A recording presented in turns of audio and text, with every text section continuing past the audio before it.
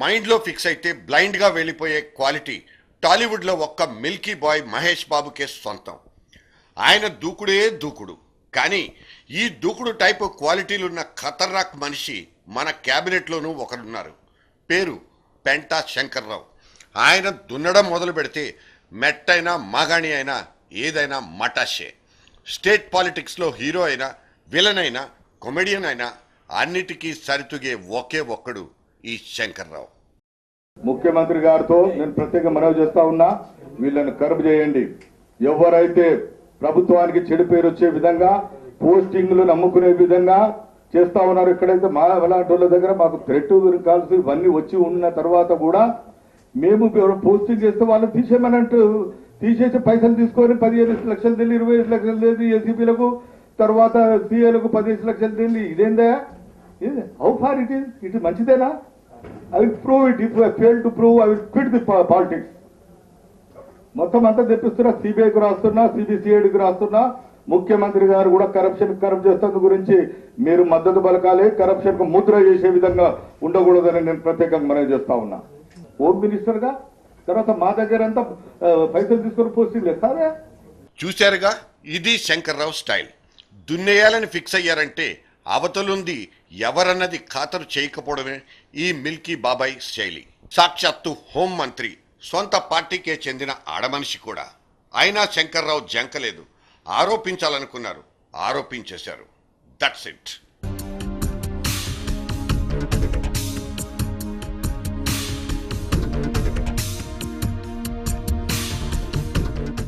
కాని వాళ్ళు చెప్పులో రాయంటారు, అయిన వాళ్ళు తల్లో నాలికంటారు. చూసే వాళ్ళందరికీ మిరనాం జోకర్ అనిపిస్తారు. కాంగ్రెస్ పార్టీలో ముఖ్యమంత్రులు మారచ్చు, కానీ fire brand James Bond role మాత్రం మారదు. నిన్నైనా రేపైనా శంకర్రావు మెడకే ఆ మెడల్ వేలాడాలి.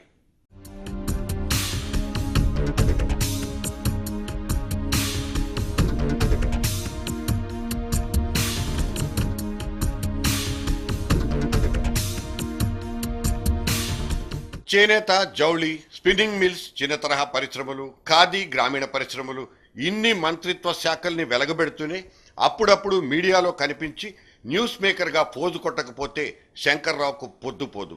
పర్సనల్ సెక్రటరీ చెప్పిన మాట సరిగ్గా వినకపోయినా సరే ఆయనకు చిరెత్తుకొస్తుంది. చెయ్యెత్తి చంపను చెళ్ళుమనిపించినా అనిపించగలరు.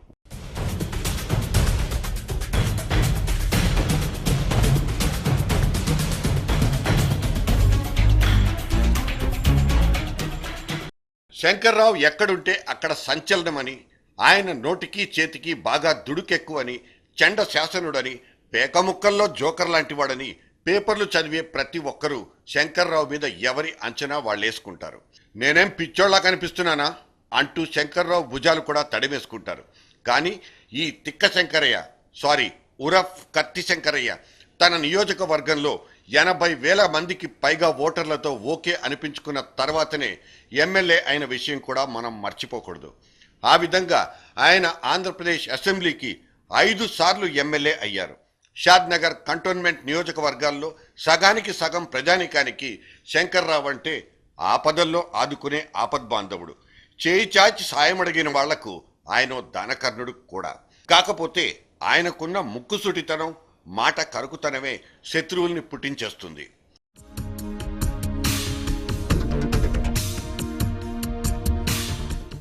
కోట్ల క్యాబినెట్లో మంత్రిగా పనిచేసిన శంకర్రావు ఆ తర్వాత స్టేట్ కాంగ్రెస్లో కీలకంగా మారిపోయారు. సుదీర్ఘ రాజకీయ అనుభవం శంకర్రావును కామెడియన్గానే కాదు, హీరోగా కూడా బాగా ప్రొజెక్ట్ చేసింది. ఆపోజిషన్లో ఉన్నప్పుడు వైఎస్ఆర్ సిఎల్పి లీడర్ అయితే శంకర్రావు డెప్యూటీ. వైఎస్కు పక్కలో బల్లాలనబడే పీజేఆర్ మర్రి శశిధర్ రెడ్డి లాగే శంకర్రావు కూడా తస్మదీయుడిగానే ఫిక్స్ అయిపోయారు. పార్టీలో మేరు పర్వతం లాంటి వైఎస్తోనే ఢీకొన్న ధీరోదాత్తుడిగా శంకర్రావుకు మంచి పేరుంది. కాకపోతే అప్పటి పేపర్లో అంత ఎక్స్పోజర్ మాత్రం ఆయనకు రాలేదు.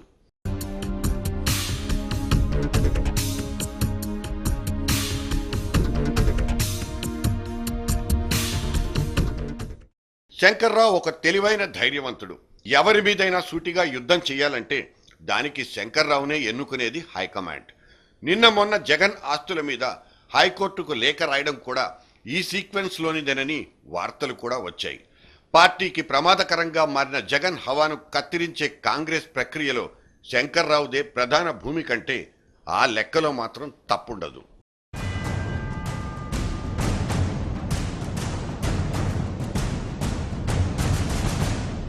తగినంత భద్రత కల్పించలేదని, తనకు బెదిరింపు కాల్స్ వస్తున్నా పట్టించుకోవడం లేదని ఆ మధ్య డీజీపీ మీదకే చిందులేసిన శంకర్రావు ఇప్పుడు 32 మంది పోలీసులతో దాదాపు జెడ్ కేటగిరీ సెక్యూరిటీని ఎంజాయ్ చేస్తున్నారు.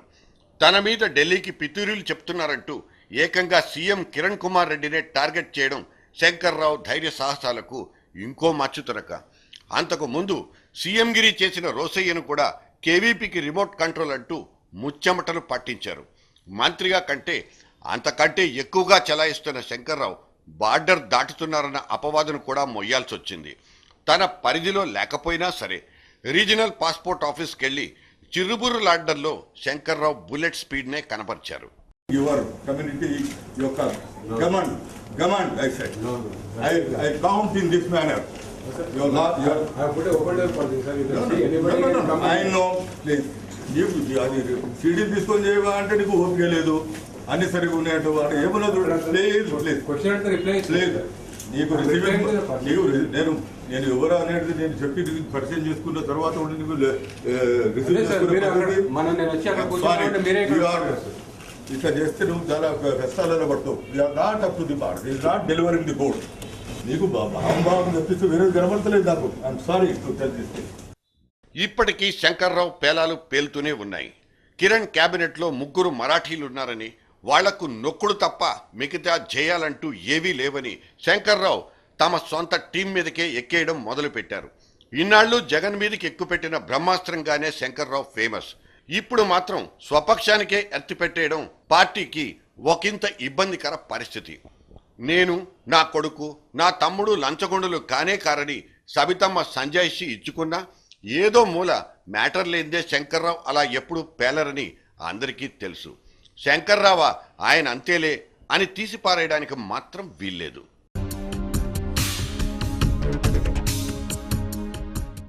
శంకర్రావు గురించి ఇలా మాట్లాడుకుంటూ పోతుండగానే ఆయన రాసుకున్న ఈ లేఖను కూడా హైకోర్టు సుమోటగా స్వీకరించేసింది.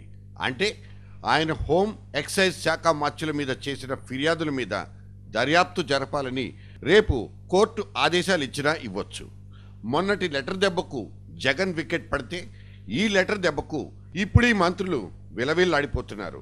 ఇక ఆయన రాబోయే రోజుల్లో కొట్టే లెటర్ దెబ్బలకు ఇంకెంతమంది కోర్టు గుమ్మాలెక్కలో. జేసీ దివాకర్ రెడ్డి అయితే శంకర్రావు మాటలు పెట్రోల్లా మండుతున్నాయంటూ కామెంట్ చేసి పారేశారు. నల్లటి కళ్ళజోడు, గుండటి మొహం, అమావాస్య చంద్రుడిలా మెరిసిపోయే శంకర్రావు ఇంతకీ హీరోనా, విలనా, కమేడియనా? ఈ ఒక్క ముక్కే సస్పెన్స్ థ్రిల్లర్.